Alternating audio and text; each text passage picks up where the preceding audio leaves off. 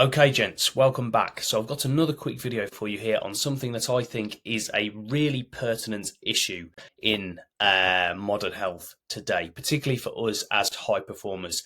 As you know, I always like to zero in on a singular point of focus with health that can have widespread ramifications, widespread benefits. That's why we focus first and foremost on testosterone optimization with our clients, because by improving testosterone, we're going to improve mental clarity, stress resilience, all around energy, strength, improvements in muscle mass, libido, everything from just focusing in on one kind of biometric, one area of health.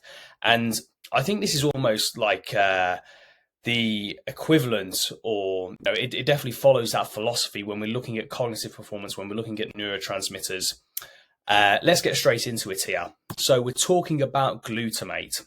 As my jiu-jitsu coach, Joe Taylor, would say, if you don't know, get to know. Glutamate is the primary excitatory neurotransmitter. So it's found at 90% of our synapses. That's how prevalent it is. I've got a little diagram here. Monosodium glutamate. That is the the full text for the abbreviation that we know as MSG. You've probably heard of MSGs. You probably know that they're found in your Chinese takeaway. We're actually going to go into how this relates to glutamate and overstimulation here. Just to give the full tee up on glutamate, though, like I just said, it is the primary excitatory neurotransmitter. But it's not just all about what goes on in the brain. It obviously plays a crucial role in neuroplasticity. So that's why when we're cooking glutamate, we're actually destroying our brain's ability to create new neurons, to create adaptations. It's key for overall cognitive function. It's also key for protein synthesis, gut motility, muscle repair, bone formation. It is responsible and plays a significant role in so many processes. So again, when we have an issue with this, we're going to see widespread consequences in a negative way. And when we really balance out our glutamate and have it at the levels we're supposed to day to day, we're really going to be firing on all cylinders and seeing improvements in everything from our ability to put on muscle, to our gut health, to neuroplasticity. So what does excess glutamate look like? We're going to go into the reasons why our glutamate is so cooked, why so many of us just have too much glutamate day to day over the long term on a chronic basis. But when we're talking about excess glutamate, it manifests in so many different ways. Excess serotonin, which we know is no bueno, gut dysbiosis, leaky gut, increased cortisol, impaired thyroid function. There is a whole list here. A couple that I want to zero in on: insomnia. Because it is the primary excitatory neurotransmitter, it is stimulatory in nature. It's what gets us going, gets our brain going. So, somebody who is experiencing symptoms of depression, they maybe actually need to upregulate glutamate. But for, the common high performer, somebody that's constantly on the go, their glutamate is just constantly in excess. And when you're overstimulated, that's why you're having trouble getting to sleep. It's also why you get that kind of burned out feeling. So a lot of burnout, it's not because your adrenals literally burned out. That takes a long time to do. You're just experiencing excitotoxicity, too much excitation. And that's predominantly coming from too much glutamate. You're also seeing neurodegeneration, again, because of the role that glutamate plays in neurogenesis. And you're seeing ADHD, ADD-like symptoms, as well as anxiety, because all of that stimulation, you're having so many different thoughts coming into your brain, going out of your brain, circulating around your brain. More stimulation does not mean high levels of cognition necessarily, because when the stimulation is too high, you no longer have clarity. The signal-to-noise ratio is way out of whack. There is too much stimulation, and you're not able to actually sift through that to have clear clarity of mind, clear conscious thinking. So I've already alluded to both of them, really. Why does modern living cook glutamate? Number one, we're chronically overstimulated. Life was busy enough before the advent of smartphones and all the other pieces of technology we're exposed to constantly today. This means we're constantly getting inputs in. Before, it was the people around us. It was the books that we read, television when that came in a few decades ago. Now we're constantly being bombarded with stimuli. Every 7 seconds, It's a new TikTok, a new Instagram reel.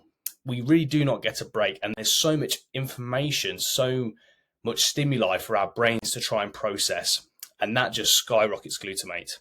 The other thing is our processed diets mean we constantly consume, we actually ingest free-form glutamate, exogenous glutamate, if you will, from things such as soy, gluten, MSGs, monosodium glutamate. There's also monopotassium glutamate, which is kind of like a cousin, brother, sister to MSGs. And we're going to go into that as well. So our lifestyle means we're upregulating glutamate internally, and our diets mean that we're constantly ingesting external glutamate. That's a very simplified way to think about it. So how do we fix it? The most important thing I would say is you need to understand the glutamate GABA seesaw. So again, I love these seesaws. When we're talking about testosterone, we've got to think about it in relation to cortisol. If cortisol's sky high, we need to bring that down in order to provide testosterone with the stage it needs to do its best work. Again, dopamine, prolactin. If you've got high prolactin, bring your dopamine up.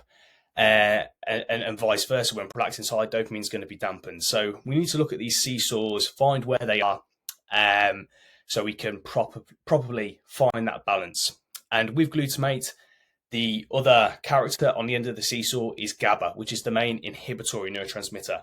So this brings us down in a very beneficial way. If you have too much GABA, again, so alcohol, for example, is GABAergic, which is why alcoholics end up being very depressed people. They have too much GABA, so they don't have enough get up and go. But for a lot of people, the busy, high performers, they do not have enough GABA. They need more of that inhibition. They need to be brought down so they have some kind of calm and clarity about them amongst all that stimulation. Let me just grab a sip of the unpasteurized orange juice here. Take a look at some of the crucial nutrients you need to promote GABA within you. Whilst I'll do that,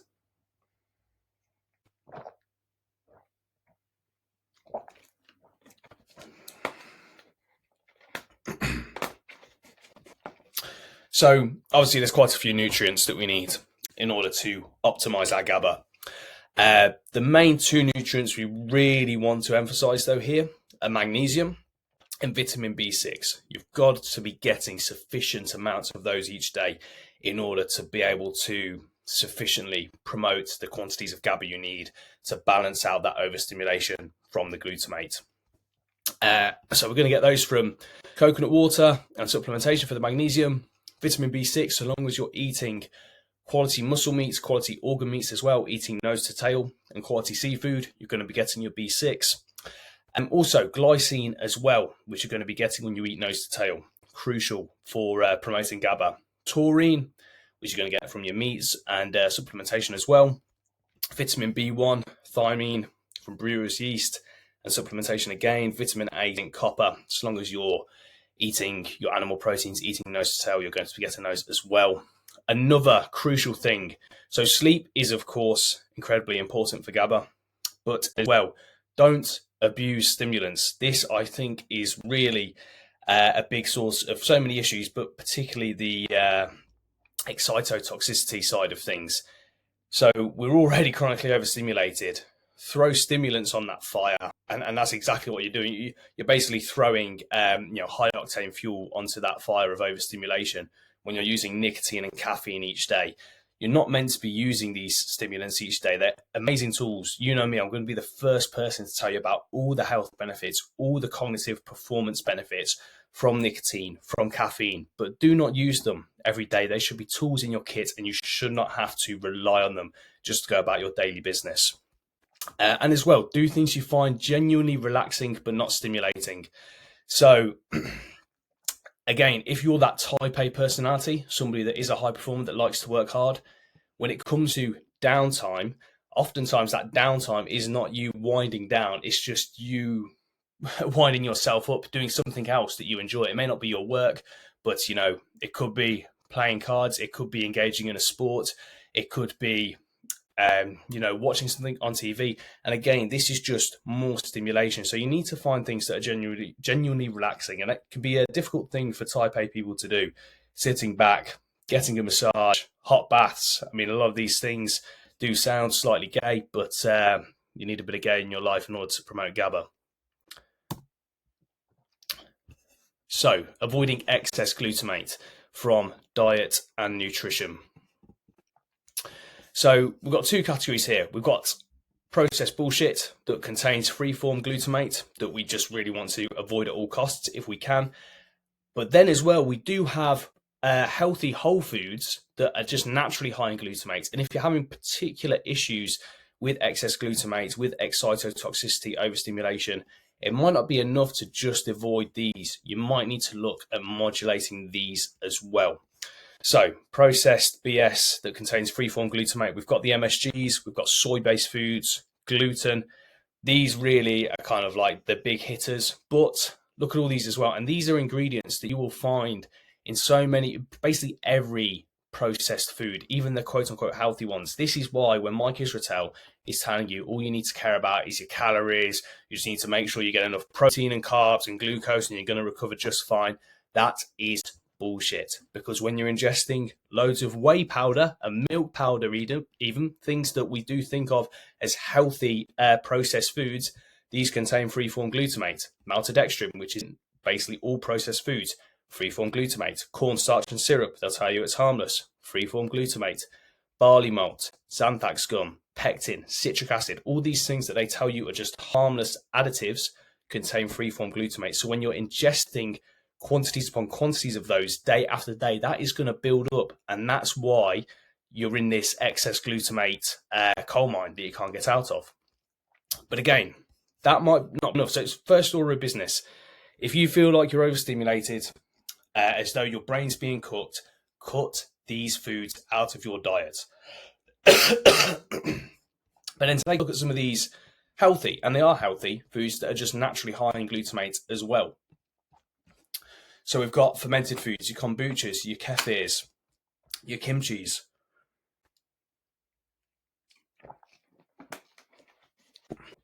They can be great for you on so many levels, but they are naturally high in glutamate. Dried and cured meats. We're not just talking about your shittier processed meats such as salami and pepperoni. We're talking about like your mortadella hams, any kind of aged ham, that kind of thing. High in glutamate. Aged cheese, even the raw and pasteurized stuff, high in glutamate. Bone broths, dried fruit, walnuts, even broccoli. You've got things like broccoli, tomatoes. These are high in glutamate. So if you're having particular issues, try modulating these foods as well as cutting all these foods out to start with. And as well, the kicker is make sure you're getting enough protein. I mean, that should be a given on pretty much every level when we're talking about our health as men. But even in relation to glutamate, if you're not getting your 1.8 grams per pound of body weight in protein, then you've probably got too much serum glutamate. So this basically just means the glutamate circulating throughout your body. So make sure you're getting enough protein, at least 1.8 grams per pound of body weight, and that's going to make sure your serum glutamate is in check as well. So that's the diet. What about lifestyle protocols, which you've got to have your diet in check, but really the thing that's going to actually bring you peace in this life, that's going to bring you clarity, is curating your life in a way that promotes GABA and balances out that GABA glutamate seesaw.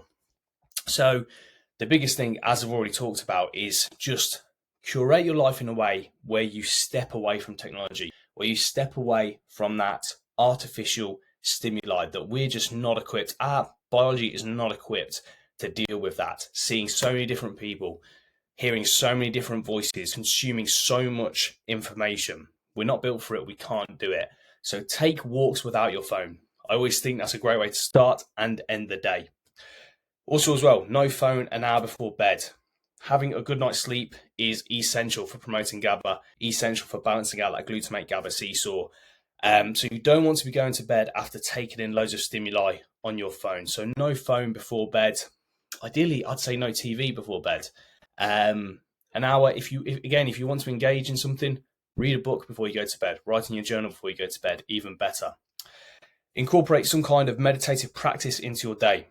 Breathwork, meditation, raw dogging, staring at a wall, raw dogging, whatever you want to call it. Have time where you are doing nothing, whatever you want to call that, whatever that looks like for you.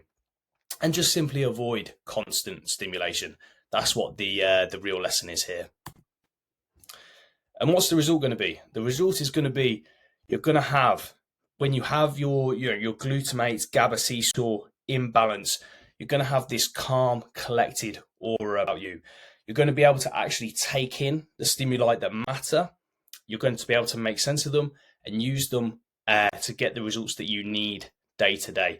You're not going to be bombarded. You're not going to feel overwhelmed. You're not going to get that mentally cooked feeling. You're just going to be calm and ready. I think that's the best way to describe it. And this photo here of McConaughey exhibits that perfectly. So yeah, that's all I've got today, guys. Hopefully you found that helpful. Like I said, this is something I really researched into a lot last week. A lot of what was on these slides I got from George Furman's work. He really does a great job at helping us understand all the nuances when it comes to things like neurotransmitters, different hormones, different hormone glands. And yeah, a lot of that was things that he really put me onto, especially the freeform glutamate. I wasn't aware of how prevalent it could be in our diets. We all know about MSGs, but I didn't realize the link between that and the glutamate in terms of the neurotransmitter that is so prevalent in our brains. So yeah, give us a sub if you found value in this, and if you're ready to take the risk of undergoing a radical transformation, then drop me a DM on Instagram and we could talk about how we could potentially help you hit peak health, peak performance in your work through one-to-one coaching. So yeah, that's all I've got, guys. See you next week.